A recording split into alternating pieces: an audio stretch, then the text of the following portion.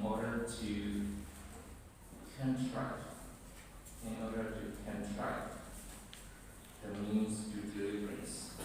Actually, in order to try to find a way to deliverance. Here is a simile. A man thought to catch a fish. So he took a fish net and cast it in the water. He put his hand into the mouth of the net under the water and seized a snake by the neck. He was glad, thinking, I have caught a fish. So that's a man who catches a fish. So thinking that is a fish, he seized a snake by the neck, but he was glad, thinking, I have caught a fish. In the belief that he had caught a big fish, he lifted it to sea. When he saw 3 marks, he perceived. He realized that it was a snake, and he was terrified. He saw danger, felt dispassion or repulsion for what he had seized, and desired to be delivered from it. So contriving, trying to find a means to deliver the accurate uncovered the coins from his hand, starting from the tip of his tail. Then he raised his arm, and when he had weakened the snake by swinging, by shaking it 2 or 3 times around his head, he flung it away. He threw it away, crying, shouting, "Go for snake!" Then quickly scrambling up onto dry land, he stood looking back whence he had come, where he has come, thinking, "Goodness, oh my Buddha, I have been delivered from the jaws of huge snake." So here in the time when the meditator was glad at the outset to have acquired a person, is like the time when the man was glad to have seen the snake by the neck. This meditator seeing the 3 characteristics, informations, as anicca, dukkha, anatta, information after reflecting, resolution of the compact into element is like the man seeing the 3 marks on pulling the snake's head out of the mouth of the net. The meditator's knowledge of appearance terror is like the time when the man was frightened. Knowledge of contemplation, not danger, is like the man's that upon seeing the danger. Knowledge of contemplation, not dispassion, is like the man's dispassion or aversion for what he has seized. Knowledge of desire for deliverance is like the man's deliverance from the snake. The attribution of the 3 characteristics to formations by knowledge, contemplation, or reflection is like the man's contriving the means to deliverance.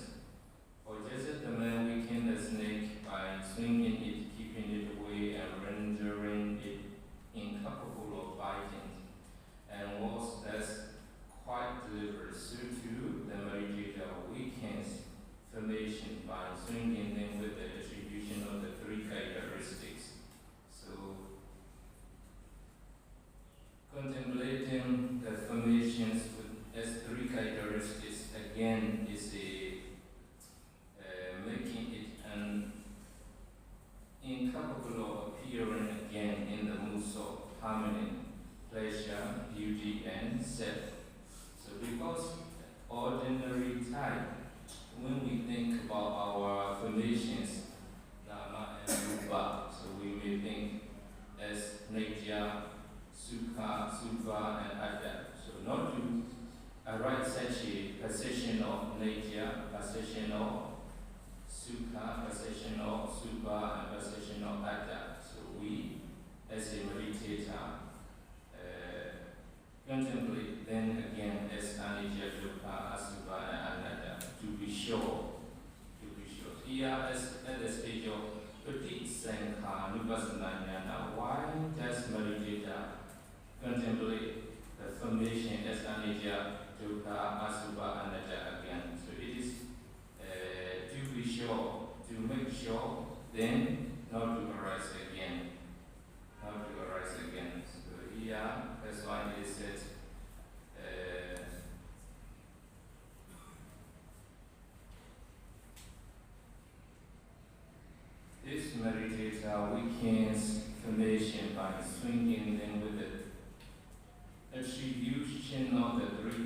characteristic, rendering them incapable of appearing again in the moods of permanence, nature, pleasure, sukha, beauty, subha, and self-ada, and is thus quite deliberate.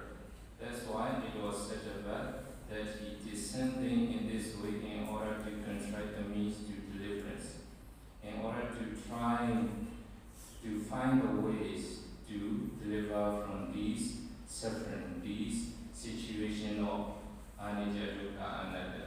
So when he makes sure that by contemplating the formation as anicca, dukkha, asubha, and anatta again, so the wrong position of nature, wrong position of sukha, subha, and ada will not arise again. So not to arise then again. So the meditator had to try to contemplate them with the contribution of the three characteristics.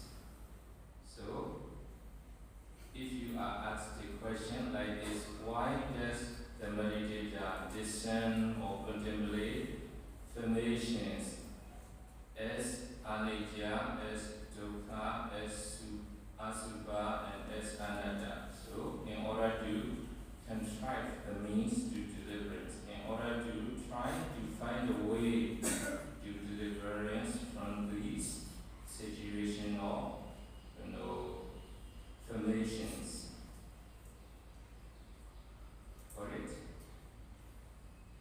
So I will keep on. Next paragraph, paragraph number 51. At this point, knowledge or reflection has arising in with reference to which it is said when he brings to mind as impermanent, that arising in knowledge after arising on what? When he brings to mind as impermanent, that arising in knowledge after reflecting on the sign, sankhara nimitta. So after reflecting sankhara nimitta, after reflecting on the sign, the knowledge arises when he brings to mind as impermanent. And again, when he brings to mind as painful, that arising in knowledge after reflecting on occurrence. Reflecting on occurrence over that. When he brings to mind as not self, non-self, and that they arising in knowledge after reflecting on the sign and occurrence, both sign and occurrence. So when he contemplates the formations as anicca here, so the knowledge arises after reflecting on the sign, sankhara nimitta, on the sign, sankhara nimitta. That's painful after reflecting on the occurrence of consistent existences. So, in this way, we should also understand when the meditator brings to mind as impermanent. So, the knowledge arises after reflecting on the sign. And if he brings to mind as painful, so the knowledge arises after reflecting on the occurrence. And when he brings to mind as not self, so the knowledge arises after reflecting on the sign and occurrence. So paragraph number 52, here after reflecting on the sign means having known the sign of formations by means of the characteristic of impermanent as unlasting and temporary. Of course, it is not that first having known, subsequently knowledge arises. So here you see two parts, having known and subsequently knowledge arises. But it is expressed in this way according to common usage. Although we had to say according to common usage, after having known, the knowledge arises subsequently.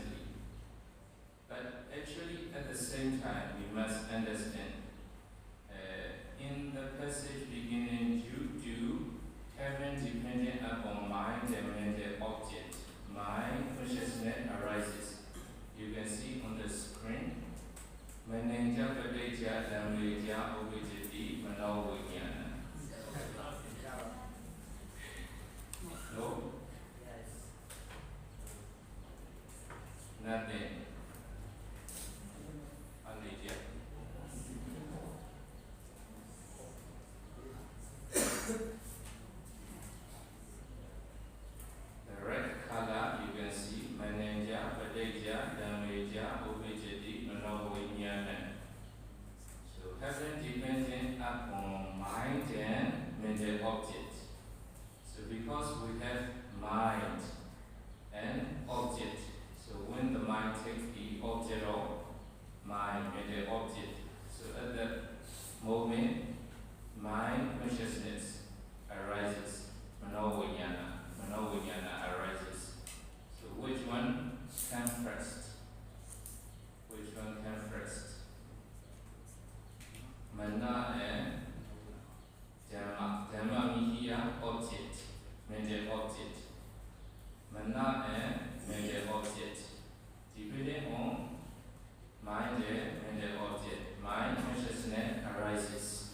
So we can say dependent upon mind and mental object, mind consciousness arises. But if we want to see which one comes first, so cause and effect, which one is cause and which one is effect?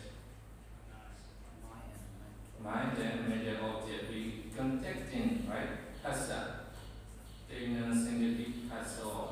Because of touching of mind and mental object, mind consciousness arises. But if we differentiate the time, so which one comes first, or at the same time or different time, it arises. To arise as mind consciousness, so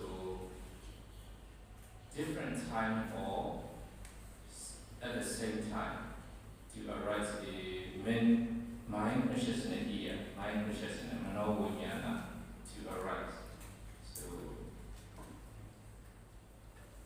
what do you think of the different time or at the same time?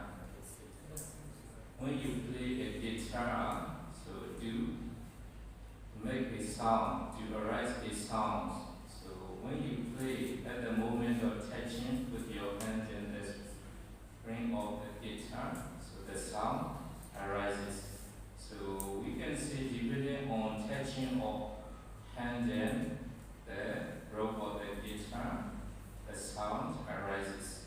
But at the same time, at the moment of touching, at the present moment of touching, sound also arises at the same time. We cannot say different time.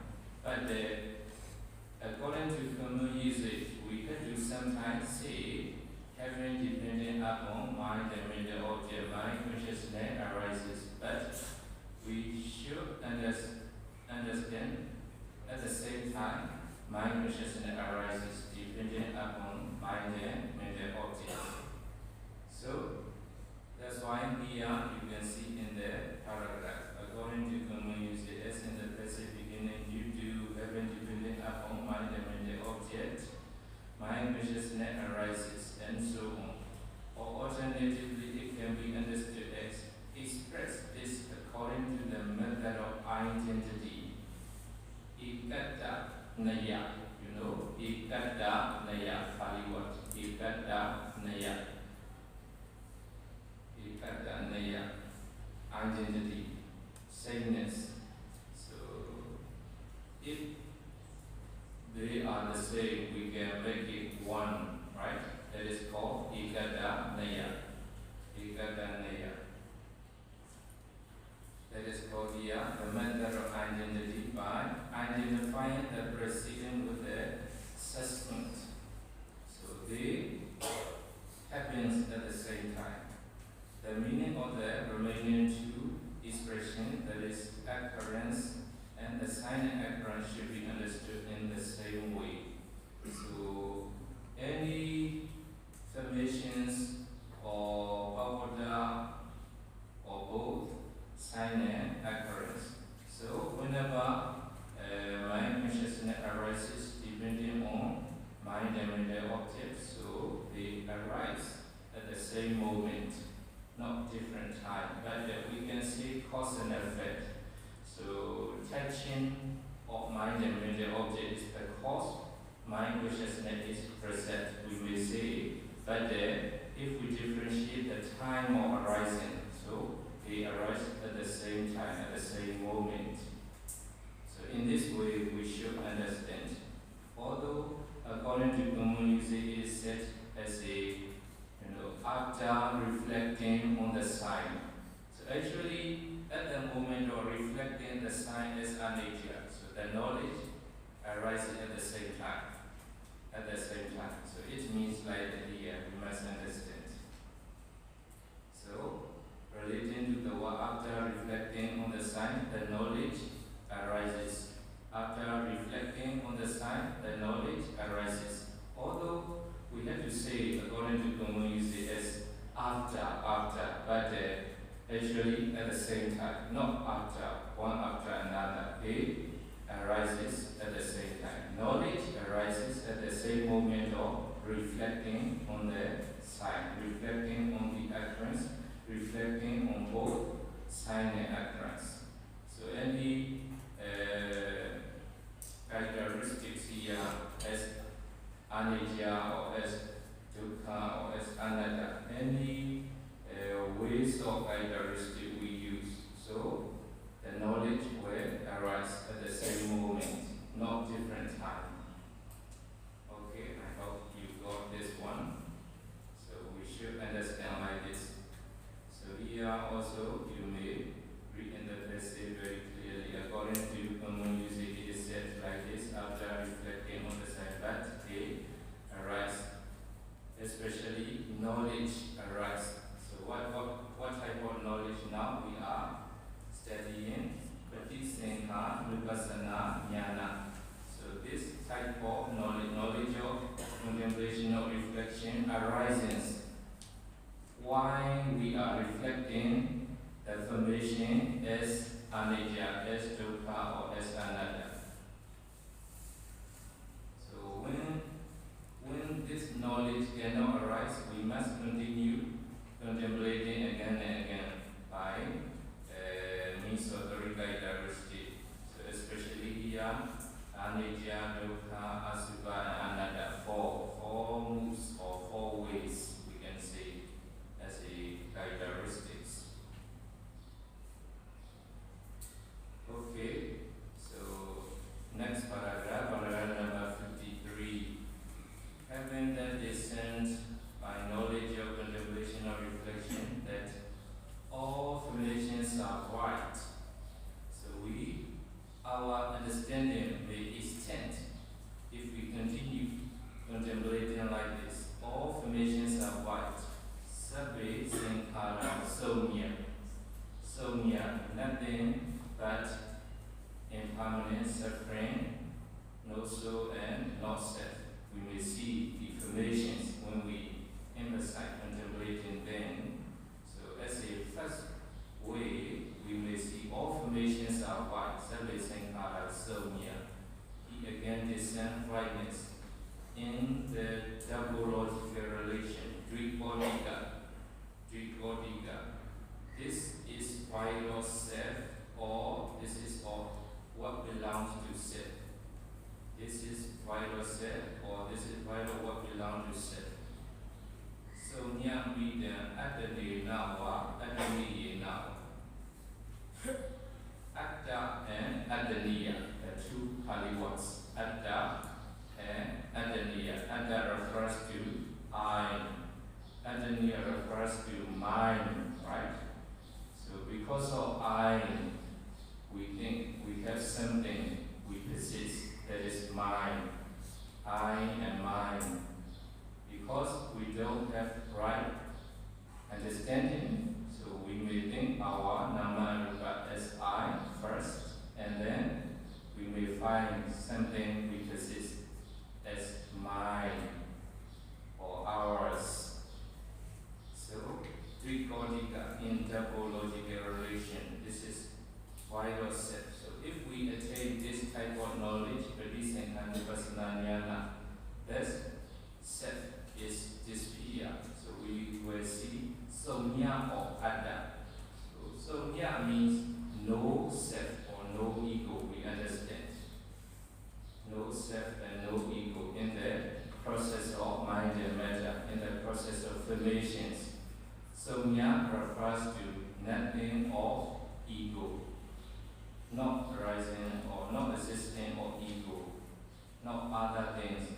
But some people may confuse somya, somyada, so nothing, not every nothing. Nothing means not existing or other, ego or self or soul. So in the process of, nama and rupa is actually they exist, right? As a paramata dhamma, if we contemplate nama and rupa or formations, we may see rupa and also nama when we try to contemplate our nama and rupa, and we were seeking as anicca, dukkha, asubha, and anatta. But we will not find any self or ego in the process of arising of nama and rupa. Only nama and rupa we will find. And later these nama and rupa also disappear after arising, immediately after arising, disappear, dissolution. So we will not find anything, nothing. Nothing here especially refers to ego or self or soul, ada. That's why here, if we cannot find ada in the process of our nama and rupa, ataniya, the property we perceive also will not find, right? So according to communism, we have to say I or our property, but actually they do not belong to us. When we depart, it's like we have to leave them all behind, right? So temporarily we may say we persist. That's why when someone says this land belongs to me, so the land left at him, right? Our very theology wrote about that. Venerable Yamamas, do you remember? Yajinji, how many texts of Yajin? Have you learned in Myanmar language? But I think you may not, you haven't learned Myanmar language in your exam. Before there is Myanmar language, one subject included when we study Patamana. So Myanmar language, later they changed from Myanmar language to Jataka. I don't know why. In the Myanmar language, we had to learn as a one subject in the Patamana or Patamala. So in those times, we had to learn about some, types of Yejin and laughing. So when someone says, this land belongs to me, oh, very white, this land belongs to me, at that moment, the land laughed at him. Oh, he said, I belong to him.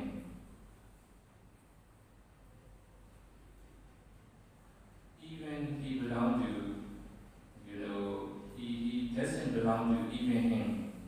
The earth or the land laughs at. And also, one I remember a couple, husband and wife. The husband is very happy to hand him a child. Oh, my son, I am happy to see you. At that moment, his wife laughed at him. Oh, actually, he is not his son. Something like that. So, like in the same way, the land or the earth also will laugh at us when we say, this land belongs to me, because we cannot, the land cannot be belonged to someone or anyone. So we have to leave them when we depart, when we die, when we pass away. So temporarily we may say, this land or this earth or this house or this monastery or this home belongs to me, but later we have to leave them. Temporarily we may say, this room belongs to me, this chair belongs to me, right? Even chairs, you cling to it. When someone sits before you, so you don't like him or her, because, oh, I suppose this chair is mine, so if someone else sits on that chair, so we don't like it. It's the nature of our mind. But if we understand real nature of them, real characteristic of them. So everything cannot be belong to anyone. So in this way, we should understand like this. So if we attain this type of jnana, patipadananadassana jnana, we make sure by contemplating the formation as anicca, dukkha, asubha, anatta again. So after making sure it as anicca, dukkha, asubha, anatta, we will not attach to these formations, surely. So we must try to attain this jnana if we want to be sure not to see as mine, right?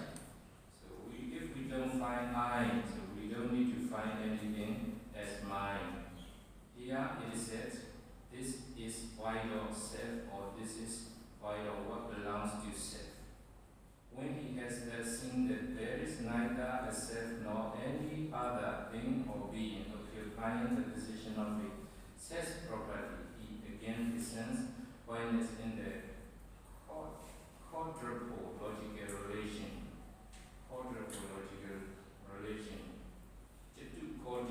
If you don't understand the paragraph, you can read later footnotes. On the footnote also there is a detailed explanations. Okay, in the quadruple logical relation as set forth in this passage, I know anyway. Anyone's owning, nor is there anywhere my owning him anyone. How? Paragraph number 54, the meditator thinking, I'm not anywhere. Naha, Vajani, does not see a self anywhere. So in this stage of patipadananadassana jnana, the meditator destroys the possession of self, thinking, and anyone's owning. Kasati, Kinjana Dasami, he does not see a self or his own to be inferred in another's owning. And the meaning is that he does not see a self or his own deducible by conceiving a brother to own it in the case of a brother, a friend to own it in the case of a friend, or a shelter to own it in the case of a shelter. So it means, according to ultimate sense, if we see the world, there is no one who belongs to us, But as a concept, primitive, samuti satya and paramata satya, we must differentiate two types of satya, truth, samuti satya and paramata satya. These two types of truth should not be mixed. We must differentiate when we see the world. As a samuti satya, so we have a father, a mother, or a teacher, a friend, something like that. But in the ultimate sense, paramata satya, if we analyze this, no one belongs to us. No one belongs to us. We do not also belong to anyone or anything. So just nature of arising and disappearing. So we must differentiate two types of satya, samuti satya and paramata satya. Otherwise, we may reach the other side of wrong view, right? Other side of wrong view. Some people say, oh, there is no mother, no father, so we don't need to appreciate them. We don't need to give gratitude to them, something like that. So our view will be wrong. So we will reach the other, edge of extreme. So like the extreme, our view will be wrong. Because of that, we should be careful of two types of satya, samuti satya and paramata satya. When we actually practice insight meditation, we must focus the ultimate reality with the ultimate sense. But if we focus the world, the people, we must approach with the samuti satya. So we shouldn't confuse them. Here, and in the case of practicing insight meditation, we must see the word or formations or namarupa with the intimate sense. That's why here no one's belong to us, or we also do not belong to anyone. In this way, we must understand. And that, as regard the phrase, nor anywhere my Naja Mama Wajani, leaving aside the word my mama, here, for the moment, the words nor anywhere Naja Wajani, that means he does not see any, does not see another set anywhere. Now, bringing in the word my mama, we have is there, my Owen, in anyone, mama, Wajani, Gitini, Achi. He does not see that another set exists Owen do. State of mind only. The meaning is that he does not see in any instance another set deducible owing to this fellow his own name, in brother in the case of a brother, a friend in the case of a friend, etc. in the case of etc. So he see no set anywhere of his own, nor does he see as deducible in the fellow another's own name, nor does he see another set, nor does he see it as deducible in the fellow his own name. This is how he discerns rightness in the quadruple logical relation, Chatukortika. And continuously, paragraph number 55, he having discerned rightness in the quadruple logical relation. So Chatukortika. Again, he discerned rightness again in 6 moods. Firstly, saying that as all formations are right, and then again, Trikodika. This is vital self, or this is vital what belongs to self. And Chatukoti as he see no set anywhere extra. And again here, paragraph number 55, in 6 moods, how I is vital self, or I is the property of the self, or all permanence, or all lastingness, or all eternalness, or all non-subjectiveness to change. So I here no temporary extra, my visible data extra. Any object we can analyze with these 6 moods. Atene nawa, atene nawa, neti nawa, duwe nawa, sasti nawa, awibri nama, damri nawa. So, why was set me atene nawa? Or the property of the set is a atene nawa. Or permanence, neti nawa. Or lastingness, duwe nawa. Of eternalness, sasti nawa. And of non-subjectiveness to change, in 6 moods, we can analyze these formations again.